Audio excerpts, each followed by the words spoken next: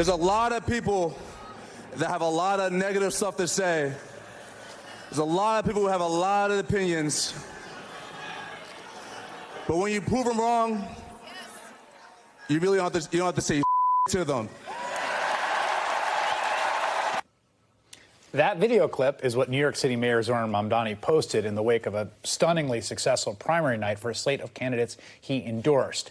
In the lead up to the primary, the mayor made a risky move, backing 3 congressional candidates against the pull power of not just the Democratic Party, but really institutional progressive movement of New York City. 2 of the candidates primaried sitting Democratic incumbents, which is risky. Last night, all 3 of those candidates won. As the New York Times put it in Sunday's headline, quote, Mamdani burns allies in making a big bet for Congress and the left. But as of this morning, it looks like the bet paid off. Joining me now is New York City Mayor Zohran Mamdani, who will be speaking with House Democratic leader Hakeem Jeffries later tonight. Mayor, congrats. I know my colleague Jen Psaki has leader Jeffries on the next hour to discuss what's going on. What are you looking for in your conversation with leader Jeffries tonight? You know, I appreciate the relationship that I have with leader Jeffries, and it's one where we're united in looking to deliver for the people of the city. And as you heard from him, we have disagreements about endorsements. And I think you mentioned a number of those candidates that I was proud to endorse, and Daria Lisa Avila Chevalier and Claire Valdez and Brad Lander. And also, at the end of the day, what we're looking to do is to deliver for the working people of New York City. And I think last night we heard from New Yorkers a hunger for exactly that kind of work being done here in our city. You know, I obviously I'm a lifelong New Yorker, know New York politics well.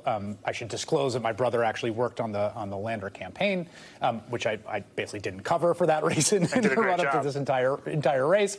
You know, when you're in your race, I think you could really say, like, you had a laser focus on affordability. You really did. You were very on message. Interviews where I tried to push you off the message, you kept coming back to it. You know what you're doing. I think it's much harder to make that argument about these wins last night. I covered these races pretty closely. I mean, I followed them. They weren't really about affordability. I don't think you can say there was some big difference between Claire Valdez and Antonio Reynoso. So what were they about from your perspective? You know, I think they were about clarity. They were about conscience. They were about conviction. And what I mean by that is when you're walking the streets with Claire, one of the things that she speaks often about is the importance of fighting income inequality and how the most effective tool to do so is increasing union density. And she knows that because she's somebody who rose through the union movement, rose through UAW.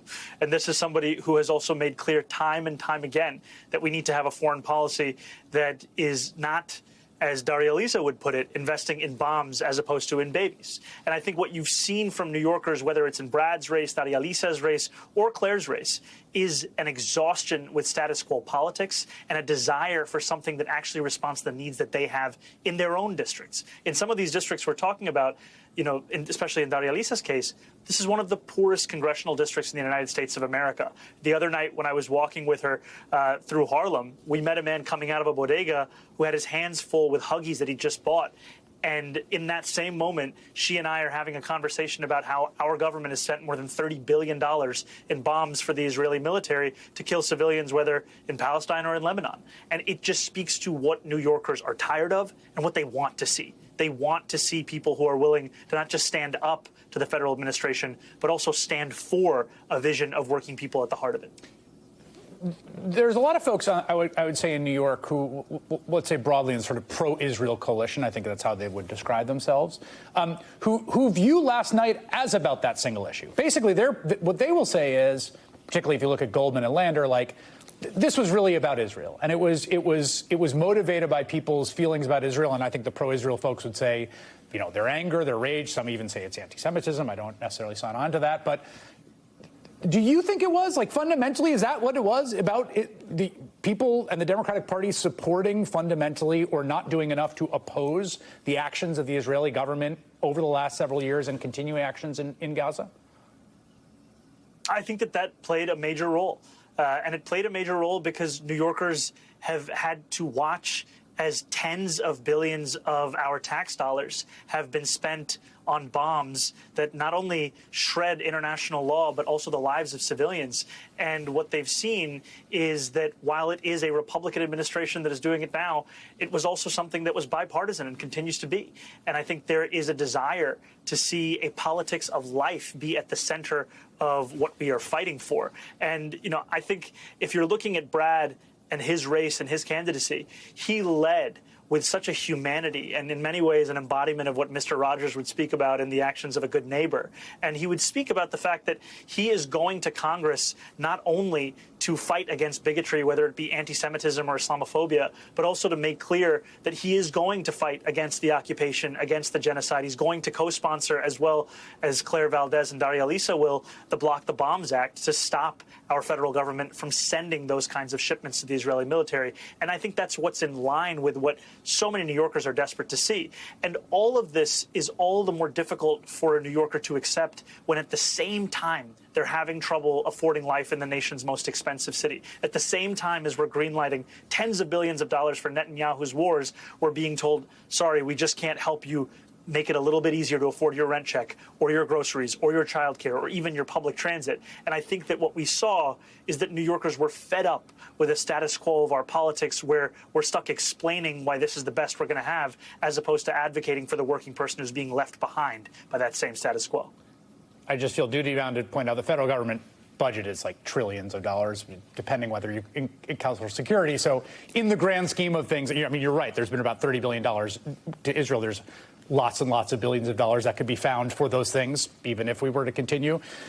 In doing this, you clearly ticked off a bunch of people. You knew that. I mean, they weren't like shy about saying it, because generally the way it goes is you don't endorse against incumbents. Yeah, it really is kind of the unwritten rule in this.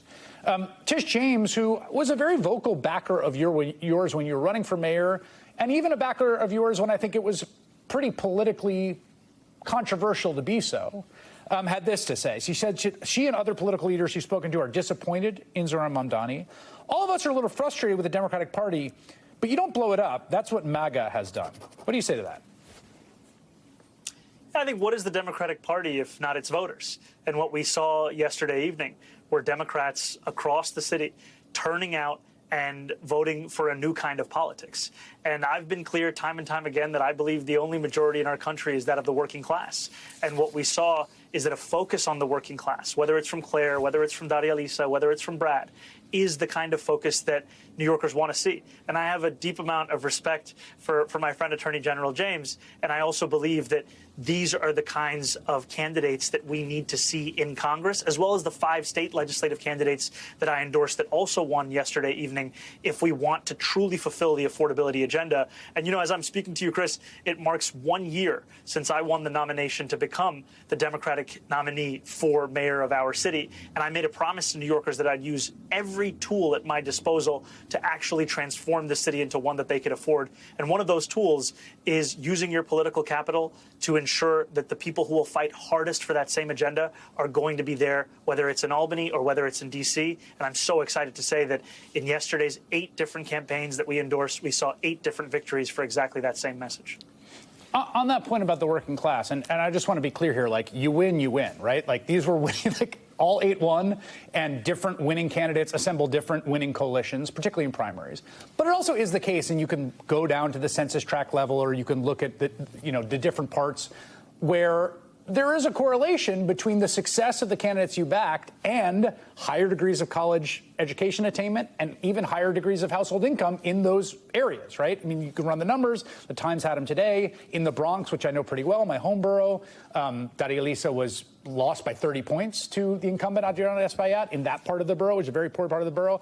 What do you say to people who say this is fundamentally democratic socialism, a kind of college affectation, that basically, like, you talk about the working class, but really it's just a bunch of people who just got out of some college seminar who like to talk socialism? Well, I think that everyone has their narratives. What I'll tell you is I'm excited to be able to speak to you as someone who won more than 1 million votes in last year's election here in New York City. And what we saw is that we got those votes across New York City and across so many of the different demographics that make up our city. And when we're speaking about Daria Lisa, who will be the first Afro-Latina Dominican woman to represent that district, she would not be able to win that nomination without the support of communities of color. And the same thing with Claire Valdez, who will be the first Mexican-American and indigenous woman to represent that district. She would not be there winning by 20 points if it was not also for the support of voters of color. And I think too often what happens after a race is an attempt to explain why that result happened, as opposed to listen to the voters who cast their ballot in that way. And what I heard from many voters is they do want a different kind of politics. And especially for all of the conversation of 2028 and where this party should go, I think it's wise to listen to voters about exactly what kind of politics they want to see. It's one that is much closer to what we used to see from our party in the days of FDR than what we've seen in a time when our only vision seems to be a responsive one to Trump, as opposed to one that goes beyond that. FDR, if you ever read a biography, both charming and ruthless. An interesting combination. New York City Mayor Zohran Mamdani. Thank you very much, Mr. Mayor. Thank you for having me.